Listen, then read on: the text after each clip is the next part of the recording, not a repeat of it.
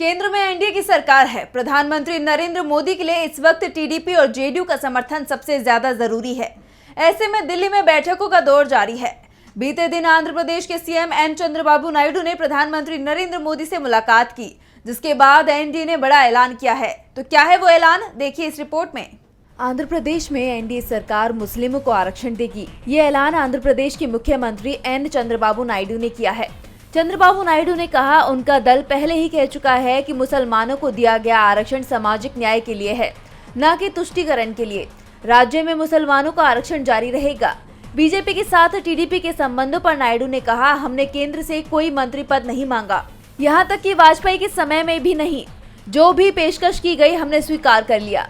उन्होंने गठबंधन के साथ अच्छे संबंध बनाए रखने के लिए वाजपेयी युग के दौरान लोकसभा अध्यक्ष का पद स्वीकार करने को याद किया। उन्होंने कहा, पार्टी की प्राथमिकता आंध्र प्रदेश का पुनर्निर्माण है, जिसे पिछले 5 सालों में अपूर्णीय क्षति हुई है। दरअसल इस बार बीजेपी बैसाखियों के सहारे सरकार चला रही है। बीजेपी की एनडीए में शामिल घटक दलों पर निर्भरता बढ़ गई। इन दलों में टीडीपी सबसे बड़ी पार्टी है, उसके 16 सांसद हैं।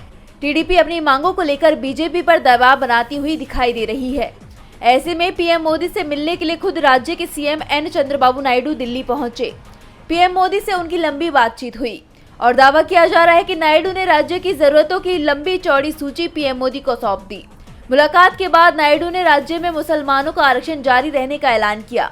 बता दें कि नायडू ने आधे दर्जन से ज्यादा कैबिनेट मंत्रियों से भी मुलाकात की और सबको अपनी मांगों को लेकर लंबी चौड़ी लिस्ट सौंप दी। अपनी मांगों को लेकर नायडू अड़े हुए हैं। उनके तेवरों से साफ हो गया है कि वो पहले की तरह इस बार झुकने वाले नहीं हैं, जिसको लेकर बीजेपी भी दबाव में दिखाई दे रही है। डीपी लाइव की रिपोर्ट।